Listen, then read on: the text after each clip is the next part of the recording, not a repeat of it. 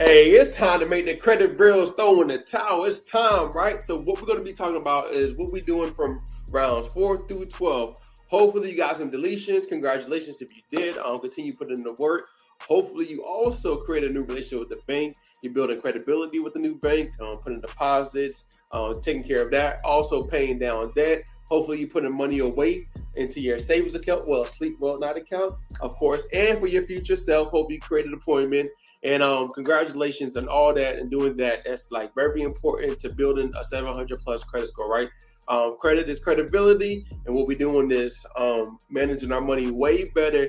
And eventually, over time, we're going to see the score that we desire, right? So let's talk about rounds 4 through 12. What to do next? All right. You should have already sent your letter out. You probably got some response back. But now let's just take it a little bit further so we can make the credit bureaus throw in the towel, give up, and get these removals and these deletions that we're looking for, right? So first and foremost, let's get into it. So throw in the towel, right? So round 4, what you want to do, of course, is it's similar to the other rounds, but we're just using some different laws, all right? So round 4, understand the law, gather the information, create the perfect letter, include identification, use certified mail, and of course keep copies. And of course we gotta wait 30 days. All right. I know it sucks waiting 30 more days at a time. 30 days, 30 days, and 30 days. All right. But it's part of the process. It's required by law. So we just have to do what we need to do. All right. So understanding the law, 15 USC 1681 S-2. I'm pretty sure you saw this one, but if you haven't, this one is duty of furnishers of information to provide accurate information. All right. Reported information was actual knowledge of errors. A person shall not furnish any information related to a consumer to any consumer reporting agency if the person knows or have reasonable cause to believe that the information is inaccurate. All right. Reported information after notice and confirmation of errors. A person shall not furnish information related to a consumer to any consumer reporting agency if the person has been notified by the consumer at the address specified by the person for such notice. The specific information is inaccurate and information is in fact inaccurate. All right.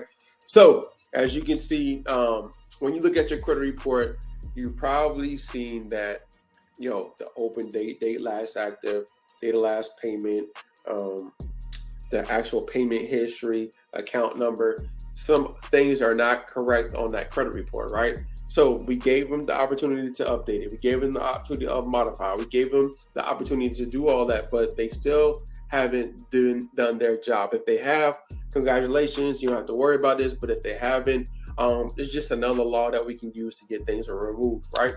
So how are you going to create this letter? So let's talk about it. Let me share this. So you want to do this instead, all right? So how we're going to create this letter, what we need to do is actually put our first name, of course, address, city, date of birth, credit bureau name, credit bureau address, city, state, and then of course the subject is request for immediate deletion of violation of 15 USC 1681 S-2. Responsibilities of furnisher of information to consumer reporting agency, right? Their credit repair, their Experian, their TransUnion, their Equifax. I hope this letter finds you well. Writing to bring you to your attention a serious violation of the Fair Credit Reporting Act, specifically 15 USC 1681 S-2. Responsibilities of furnishers of information to consumer reporting agencies by certain creditors listed on my credit report. According to 15 USC 1681 S-2B, all right, furniture of information of consumer reporting agencies such as creditors in question have a legal duty to provide accurate and complete information. However, after careful review, I have identified multiple discrepancies and inaccurate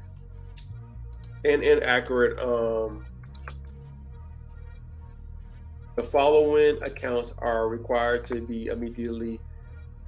The following accounts require immediate correction and deletion from my credit report. All right. We already gave them the opportunity to actually update and do what they need to do. They haven't done it. So what we want to do now is just list the accounts. All right. So name of the account and account number, right? This account was not modified or updated according to the law. Delete this account immediately according to 15 USC 1681 5, right? Bam.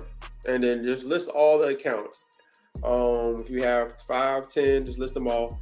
And then, of course, you want to read this. I'm not going to go too much in depth on each letter because I know your time is valuable and you can read it as well. But we're just telling the credit bureaus to delete this account due to multiple violations, right? So that's what our whole job is, just showing them and identifying, pinpointing what they're doing in violation, right? So after you create your letter, of course, you want to keep a copy.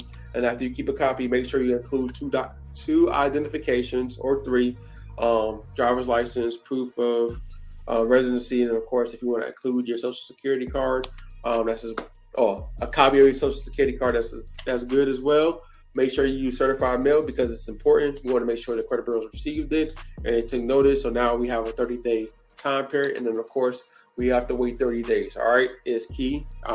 So just wait about, of course, give them some extra time for them to send you the letter back. So like 30, 35 days. Now round 5, based off of course, the results.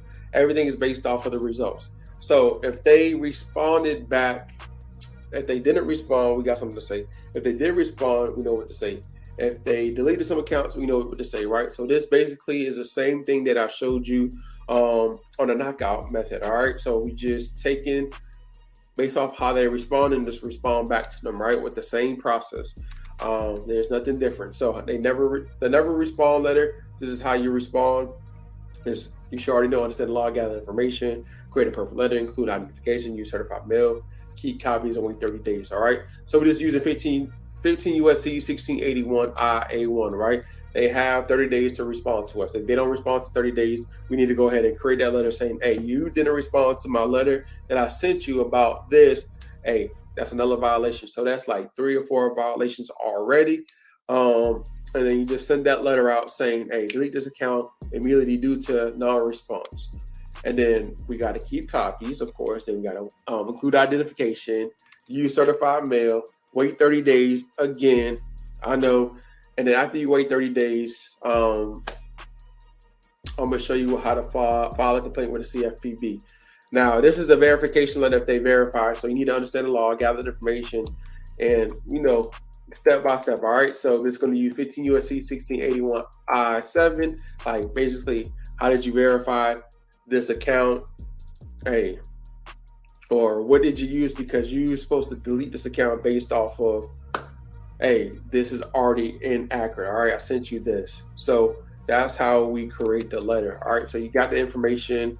Now it's time to pinpoint. We just doing another violation. All right. So we telling them, hey, I want a description of how you verify this account, because it seems to me that you guys are not doing your actual job if they haven't. All right. So what we want to do then, of course, is keep copies and then include identification, use certified mail, wait 30 days, right?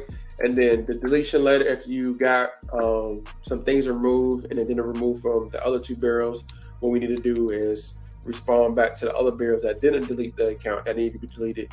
And then, of course, we're going to use that specific law as well. So create that letter. I'll have it for you, but just make sure you use a letter to get the other item deleted because it's inaccurate.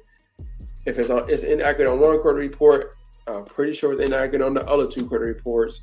And if it got removed from the other ones, you can get it removed from the other 2. All right. So we just leverage what happened on this one to get it removed from this one. And S-2, if you believe and notice that everything is inaccurate, what you see and what you're telling them, what you're pinpointing on the letter that you sent on round 4, hey, they need to get this thing removed. All right. So keep copies of course, include your identification, send it certified, and then wait your 30 days. Now, round 6 is basically how you're going to file your complaint.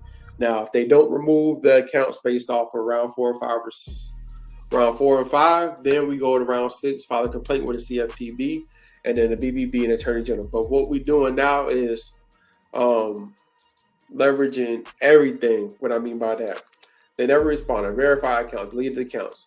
So they verified your account, go through the same process of the CFPB. All right, if they verified. Now, if they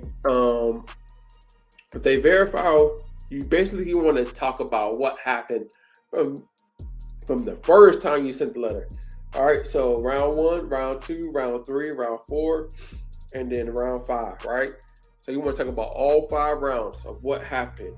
Tell them like the date of when you sent that letter out, what happened, and then the next letter that you sent out and what happened, the next letter that you sent out, and to see like whatever you did, and tell them what happened, and continue telling them what happened. Tell your story, and then also include all documentation of what happened. All right, you should have like a little something thick. All right, and tell them what happened, how they violate your rights. Now, hopefully, you get some deletions, but we just want to continue doing that. All right. And then include what's a fair resolution, delete the counts, and then select the attach the evidence. Once you attach the evidence, then you want, of course, who you responded to expand. Are you responding to TransUnion? Are you responding to Equifax?